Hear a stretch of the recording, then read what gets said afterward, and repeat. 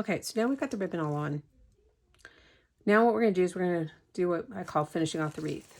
At this point, this is when if you have these tools, they make life a lot easier, in my opinion. But if you don't, it's not the end of the world, because you can certainly, with pipe cleaners, you can certainly do a lot of this with your hands. So first thing you want to kind of look at is, are there any of the mesh rolling to the back of it? And if so, you probably want to fix those. Otherwise, you're just going to, twist off a few more times.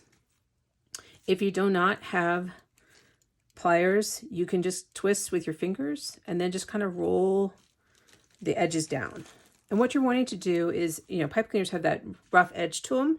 You just don't want that scratching your surface. So if you happen to have like needle nose pliers, or pear pliers and wire cutters, you can twist a few times, trim off your wire so you don't have as much to work with, and then you can use the needle nose pliers just to kind of twist it down.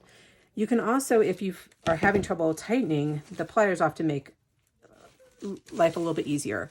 And so all I'm doing is I'm just going to go around and kind of tighten, tie off these pipe cleaners. So sometimes I find it easier just to kind of twist them off, kind of do a segment of them and then come through and trim.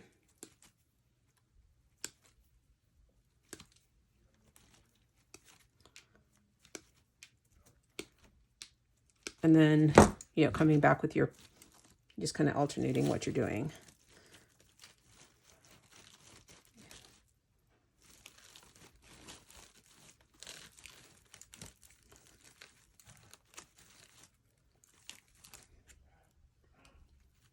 Okay.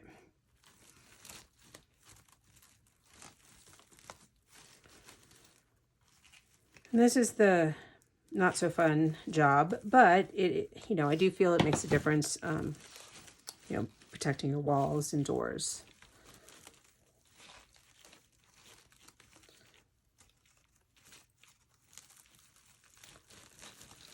Like this one's a little loose, so I'm going to tighten it up a little bit. So I'm going to pull a little bit more on that inside one. And this one's a little short, so I can, pull that plier around to help me get it tight. So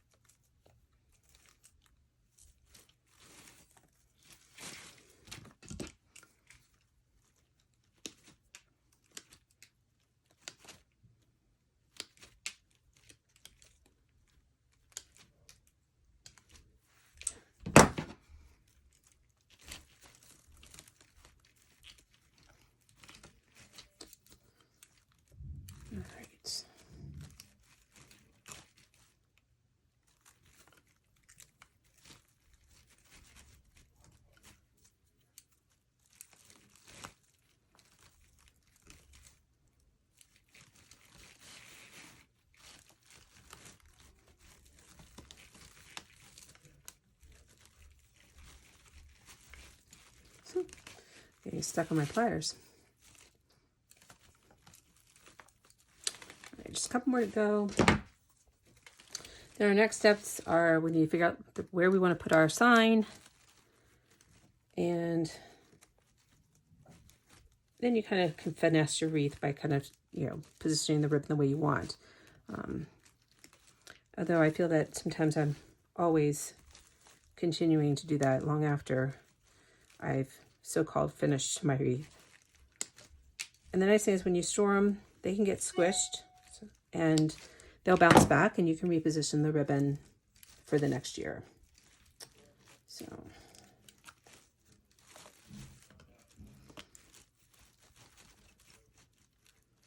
all right. So now my back is finished off. I'm going to flip it back to the front. And now with this one, we're going to look to see where those trucks are, because we want to make sure when we put our sign on, we are not putting it on so that they're upside down. All right. So you can kind of look around and see like how you want it. I definitely want to make sure the trucks are being seen. So I think that's actually where I would like it to be.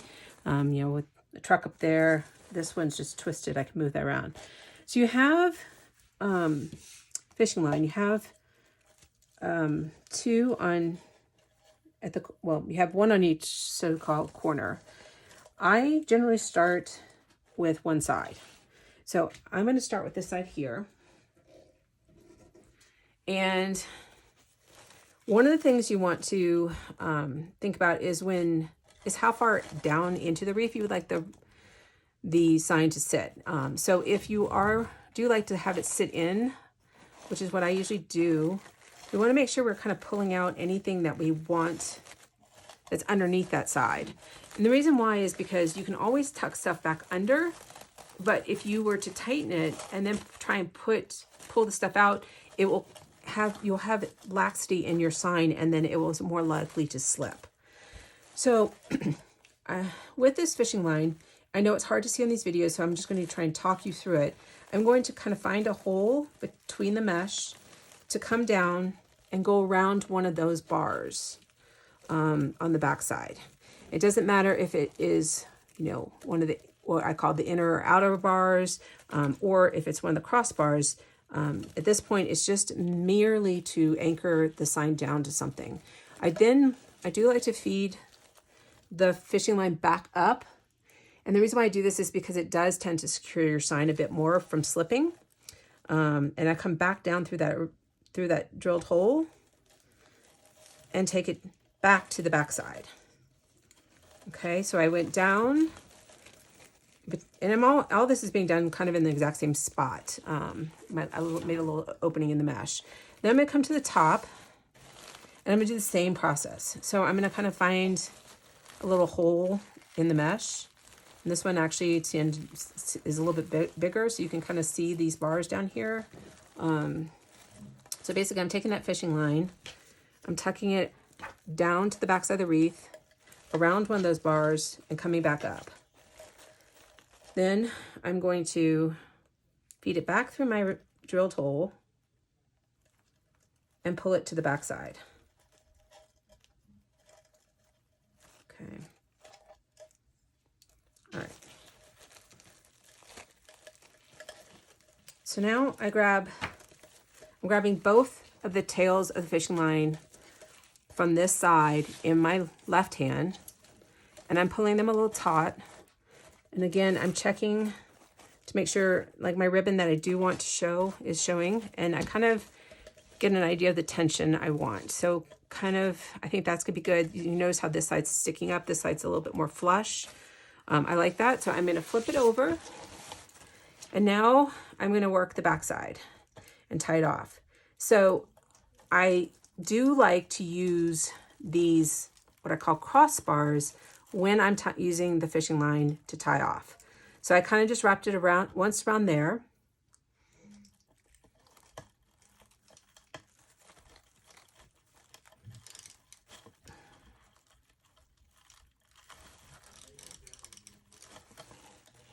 Okay, and I did the same thing back here. So I wrapped it around this bar here. It shows that this metal is not attached, so it slid down here, which is fine. Now I want to kind of pick one side to go tie off to. So I think I'm going to go to this one. There's no reasoning other than I'm just going to do that one. I'm going to go underneath this bar. Actually, that's on that side. I want to go over this bar and pull it through to the other side. Now you can tie it off to these rings. However, there's more chance for slippage. By tying it off to one of the crossbars, and depending upon where you end up putting your sign on, you may, will determine where you're able to tie it to. So now I've got a fishing line at either side of this crossbar. I'm going to go ahead and throw my first throw. Now at this point, if you feel like you've slipped, the sign is slipped, after having thrown that first one, you can flip it back over and just check your tension, which to me looks really good. So I'm gonna flip it back and go ahead and tie off a second time. Now, unless you are proficient at throwing square knots, which I'm not, and the monofilament will tend to slip sometimes, I make sure to throw several throws. So there's 3, and here's a 4th for good measure. And this is completely up to you. Again, I like to make sure my signs are really secure and not going to slip. I will pass one side around and one of these bars and do 4 more throws. I know it's a little bit of an overkill, but again, just from my experience, over time, your signs can slip if you don't. And I give you plenty of fishing line to work with, because I'd rather have enough than not enough. And you will want to grab a pair of scissors and just trim that off. Okay. So now we're going to go do the other side. And again, I'm going to kind of pull that, any ribbon and or mesh that I want out, just to make sure I can get down it pretty low. All right. Here, I'm going to take advantage of this little opening here. It's going to go down, around to the back side, and back up.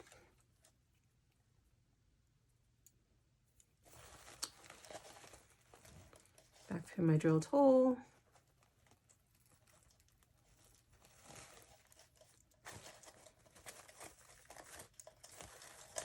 And to the back side.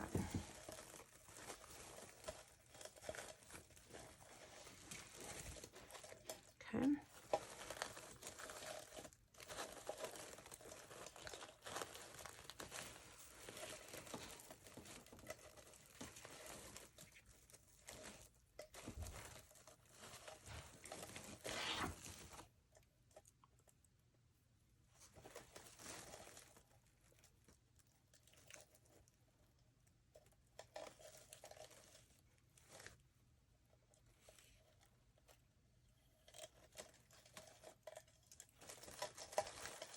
All right.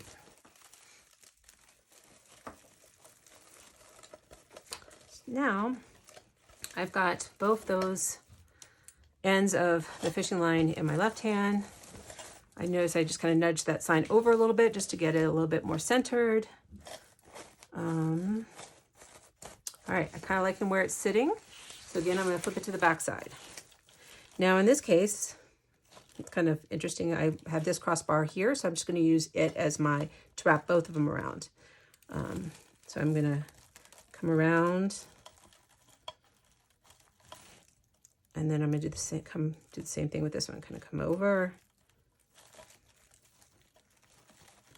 and I know it's really hard to see on the video, but basically I took this one and came over and wrapped it on. So it went around this bar and came up this side. And this one came over and up the back around this side. So now I'm going to do my throws. And this one, I don't feel like my signage slipped at all, so I'm not going to bother checking it, but obviously you certainly can. All right. And my 4th one, again, I'm going to wrap it around something, whether it's this bar, crossbar again, or something else. It's up to you, but I do recommend doing that. Again, these are just extra precautions. You know, this way my wreaths last a while. Like I said, you can store them. They can get squished. They can store in wreath boxes or even just the Rubbermaid type containers. You can put a bunch of them in. So that way you pull them out when you're ready. And you can kind of fluff the wreath up. Mesh is forgiving, which is nice. So you can squish it and it will bounce back. All right. Sign is now on. So we got 2 more steps to do. One, you're going to kind of look at your ribbon and see if there's any that you need to twist. You're going to see if there's anything you don't want showing that you want to kind of push under. I kind of have a tail of that white there. I want to push in. This ribbon's, you know, and so you just kind of work your ribbon around and kind of get it so that it's showing what you want to see. Actually, that's twisted. There we go. And so this is what I call finessing the ribbon. You can do this over and over and over again. A lot of times it might be beneficial to do it again once you have the sign it up on your door. So that way you can see and make sure the ribbon that you want showing is showing. And if something is sticking up that you don't want, you can always tuck it under, things like that. So that is pretty much how to put your wreath together. If I usually include these in the kits. This little wire, I use it to hang my wreath. I usually use 3M hooks to hang my wreath, and I usually do them, the ones that are meant for 3 pounds. These wreaths are not 3 pounds, but they are more than 1. So they tend to have more, stay up longer if you do. And what I will do is kind of find, the center, the top, which is about here. And then I'm going to kind of make a little hoop. And again, this is when the needle nose, the pliers will come in handy, but they don't, you can do this with your fingers, as you see here. You just get a tighter, it's tighter when you have the tools. So again, this is, you can just use a wreath hanger and use the bars itself. So this is not a necessity, but I do use the 3M hooks rather than the wreath hangers to hang my wreaths. And these wreaths can go anywhere. They can go on a door. They can go on a wall, inside or outside. So I have some that I put outside. I have one on my garage door. So because I don't ever get to see the one on the front of the house, only people who come to my house get to see that one. And then I hang them on various doors in my house. So like the door to the guest room, the door to the powder room, things like that. So just anywhere. And it's just nice to add some holiday spirit or fun, colorful decoration. That's it. I hope you enjoyed it. Hopefully you found this easy to follow, and I hope that you will come back and do another one with me. So thank you, and you can always reach out to me if you have any questions. Thank you.